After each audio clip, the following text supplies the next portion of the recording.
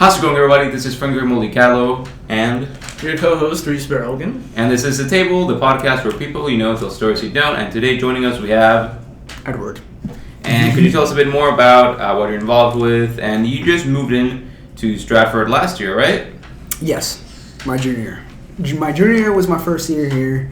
I came from Maryland, specifically Silver Spring, closer to the Baltimore area. I did 2 years over there at Paint Branch High School. Only sports I participated were lacrosse and wrestling. Currently, I have a contract with the Marine Corps. My shipment date for boot camp is June 22nd. I did 2 years of NJROTC in Maryland. So that's, a little something about me. Are you doing the JROTC in Guthrie right now?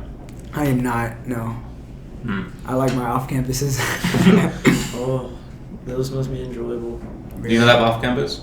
No, I don't. I wish I did. It'd be so nice. Ooh, trust me, they are. Sometimes. Only have one on B-days, though. Okay. Reasonable, yeah. So you just said that you did wrestling in Maryland, right? I did wrestling. Yes, so how is that? Because we don't have that here in Stratford. It'd be fun, but we don't. Extremely competitive.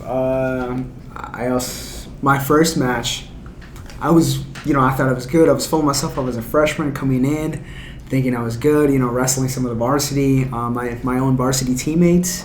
My first match, I actually did get flipped a couple times, many times, and I lost to the guy badly. But it did show me that, I was a little way too confident in my skills, and then, being pinned down and everything, and thrown around, it really did, open my eyes that, training hard for wrestling was, pretty good. It's probably the most tiring sport you could possibly do in a short amount of time.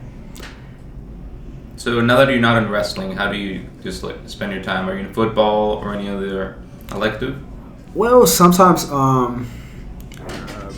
so basically police is what they call people that, have a contract for the Marine Corps, but they're waiting to get shipped out or waiting to graduate high school. So basically that's what I am. I'm waiting to graduate high school and then I get to ship out. And basically what they have is every Thursday we have a PT. It depends, sometimes it starts at 5, sometimes at 6, and it runs all the way to, 7 or 8. Sometimes I go to that, sometimes I don't. I work, at Ace Hardware, so it doesn't give me a lot of time. I'll get my pull-ups in, push-ups in as many times as I possibly can. Sometimes I can't, but, So, is this, what was it, the PT thing? Is it like a class that shows up, on your school list, or is it just something that you do, on the side with your off-campuses? You do it on the side, not really more, it's not a school thing. It's, you go, it's physical training, just making sure you're, in tip-top shape going into the Marine Corps, or, just getting yourself in good shape. So, is wrestling the reason why you want to go into whole JRTC and all that, or is there kind of another reason why? Well, I've always been interested, the military route, ever since, I made my choice of the Marine Corps about 2015, 2014, 2015. As a little kid, I always wanted to be either a police officer or military. Growing up and everything, I, realized different branches and, what each branch could offer you. Joined the Marine. I decided on the Marine Corps 2014-2015. NJROTC, was an option that was presented to me. So I took it. Wrestling and NJROTC started at the same time. I met the coach actually at orientation, freshman orientation. Talked to him and everything. NJROTC was already a class I picked when I was in middle school. So it's just great opportunities that presented themselves to me. So, out of all the branches, why do you pick you said Marine, right? Marine Corps. Yes, sir. Reason I picked Marine Corps, so hopefully nobody, takes offense to this, but Marine Corps does tend to challenge you a little bit more than the other branches. And, the jobs sometimes are as good. Air Force is, they're known as for the smart people. Armies for soldiers. Marine Corps is, air, sea, and land, and everything like that. Their jobs are great. Pay is good. I've always liked the Marine Corps culture. My cousin did go into the Marine Corps as well. but it was his choice was later in life. I had already made my choice. I just didn't get to have the spotlight, being the first one in my family to join the Marine Corps because he did that before I did. But yeah, it's always been that. I've always liked the challenge. I've always liked being physically ready, physically fit, and the best. So that's why I chose that. So was like your cousin a big influencer on going into like the Marine Corps and whatnot, or did you decide this before he had even like done it just yet? But then he kind of got to it before you did. He got to it before I did. He was a little geeky, growing up and everything. But he stayed fit and everything. I did pick up on that when I was a little kid. That he was fit, he would exercise and stuff, go to the gym. I did pick up on that, but I didn't pick up the military aspect from him because I did choose. And then later on, he didn't know what route to go. He went Army, Marine Corps, Navy, or whatever, and then he just decided Marine Corps. So you're pretty settled in Marine Corps, and you're not trying to switch into any other branch that your life for? Probably too late. I already signed my life away and everything. So how long is that? I don't know how it works, but is there like a time contract or something like that? Yeah. So you actually are required to do 4 years in the military. My contract presented itself as 4 years plus another 4 years of reserve, just in case anything were to happen, I go directly into action. So that was my contract. So that's the reserve is kind of like your, how does that work? Like my service? Or so you said after the 4 years, you have 4 more years of reserve. Oh, how does that work? So you just do any, civilian job that you want to do or whatever field you want to, make income from. If something were to happen in those 4 years, they'd actually contact you and tell you, okay, it's time to go because Avengers suit up. yeah, basically, it's stuff like that. So you're just kind of like waiting for them to call you up, and then once those 4 years are over, you kind of go and join them, or you're just free? No, you're free. I mean, depending if you want to make the military out of a career, after 20 years, you did get a good pay every month from the military after 20 years of service, and you retire like that. So are you planning on doing that, or do you want to go into any other field during your 4 years of reserve? Well, so my MOS on the contract, it is actually aviation mechanic. I believe it's okay. I've researched it and everything. It's like, I believe $50 an hour. It's decent money and everything. Pretty good. I've liked, working on stuff. Ace Hardware, I build most of the stuff that, they want to be sold or put on the floor and display. I build that stuff. I do oil changes on cars, and I just like working with my hands. I did have a handyman business during the summer. I have a semi-card, type deal. I did a couple jobs, so that's just basically everything that I have. This card looks really official. Mind if we flash on the camera? Yeah, go ahead. Here, I'll make sure that it focuses on it. Come on, buddy. There we go.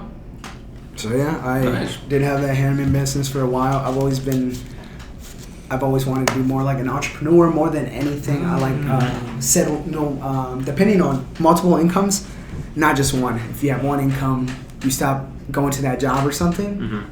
You really can't do anything other than that. So I like having two incomes. So I'm really interested in the stock market, working, making sure I have multiple assets to make me money. So you're interested in the stock market. Have you taken like classes that revolve around that type of stuff? Like, I know there's a few of them at this school. I want to say accounting kind of helps out with that, just because it helps you manage your own money. So have you taken like an accounting class? Well, I am in accounting right now with Mrs. Jackson. She's the best. Yeah, she's extremely informative about everything. Yeah, she's great. I take the class. I like it, working with numbers. She really does make the class fun. So, yeah, I mean, it does help out a lot with the stock market, especially because I personally talk to her myself. I ask her stock market, I ask her ideas, I ask her, $1 million ideas, real estate, because she's into that. And she really, gives a lot of information to me, makes me motivated to keep going with what I want to do. Would you say that she's one of your most influential teachers here in Stratford? Yeah, I would say that. She definitely does push me to, reach that financial freedom type lifestyle later on after the military. So that's good. So I have one tangent question, because you said you work at Ace, right? And that's where they have the dogs for adoption, right? Yes, sir. Okay. what's the minimum age somebody can adopt a dog? Because I've had this dream for a while that the day I turn 18, I want to adopt one. Well, depending on the so Nahid, she's married to the owner of Ace Hardware. They're both owners there. Mm-hmm. She runs this animal adoption, West Houston Animal Rescue. Mm-hmm. Basically, what she does is, other places like a vet, other places like a animal hospital. If they dump a dog, she actually they reach out to her. She takes them in. And the adoption fee and then the adoption process is very challenging, especially because she likes certain candidates for her dogs because, she puts them through everything, like where they live, their financial, stability and everything, just making sure everything's in tip-top shape so, the dog doesn't end up on the streets again later on. So she's very tedious and she's very... in detail with who she'll allow to adopt a dog. They'll probably get one. Well, is age like a requirement or no? No, I mean, as long as you're, financially stable and, you're working, have time for your dog, a big yard, somewhere to take your dog to exercise, I mean, yeah. You got a good shot. Cool. Well, we already have a good dog. What's her name again? Munchie. Munchie. She's a husky. She's a little dumb. That's why I love the dog, because everybody loves a dumb dog. I mean, I can say I love dumb dogs because they're funny. They're funny, yeah. Mm-hmm. Also, she really can't catch. It's so good. Throw a tennis ball, falls on their forehead. It's funny, yeah. That type of stuff. All right, so before we end the show, we have this little thing that we always have guests pull one of these questions from the wall, and they read their answer to it. Okay. So if you want to pick one, you can. We recommend to not go for the ones right over there because that's what everybody always picks. Okay, let's see. That one's calling out to me, but I'm just going to grab this one over here. The scrunched up one? Yeah. Yeah, that made... Ooh. Whew. Okay, so what lesson did you learn too late? Whoa. So that's a good one. Yeah, Okay, so one of the lessons I learned way too late was think before you do. My teachers would constantly tell me that. Principals would tell me that. I was in elementary school. I would get in a lot of trouble because I wouldn't think before I did something. I would just do it. Sometimes. It would just take me into a bad place, get me in trouble. Parents would be called and everything like that. But I think if it wasn't for that lesson that I learned too late, I wouldn't be the person I am right now. And, if you don't learn from your mistakes, I mean, you're just going to keep doing it if you're not going to learn from your mistakes. So since I made that mistake personally, and it's not somebody telling me, because your parents can constantly tell you, oh, don't do this, don't do that, don't do this, don't do that. But until you fall to the ground and you scrape your knee or something like that, you won't learn that lesson. So, I mean, I'm glad that I learned the lesson too late because it made me who I am now. But it's something that I should have learned earlier, I should have learned it one and done, just something happened to me once, I would have learned from it, but no, I kept going until it hit me hard. All right. That's actually a really, really good response. I wasn't prepared. Yeah. So with that, I'm going to wrap up the show. Do you have any social media that you want to plug for the channel? I do have Instagram. Let me see. It's ALPE.V on Instagram. And I don't post that much in there, I think, but hopefully soon enough, after graduating high school, going to the military, I might, start posting a lot more, especially with, life experiences. And I've also been thinking on works of a book. Starting a book right after boot camp or MOS or something like that, or just getting some ideas from childhood all the way to the military, just so other people know they're not alone in a route where they see, Or what you could do is you could start writing a little book on your phone through a Google Doc or something. Yeah. Like one of those websites that lets you write stuff down and share it with people. And you get people's opinions and maybe you could take it professionally. Oh yeah, that's true. Yeah. I'm amateur hour right now. I just have it on notes. I just write notes to it. That's fun. Yeah. That's good. I've had many airplane rides. I'm just I'm so bored. What should I do? Oh yeah. Here, That was a funny story. So just like write it down, just in case I ever forget it in the future, in case I get dementia or in an accident I forget something. Well, that's a 5-minute bell. We've kept it here long enough. Thank you very much for being part of the podcast. Thank you guys for having me. Yeah, and we'll see you all next time on the next episode of The Table. Bye-bye.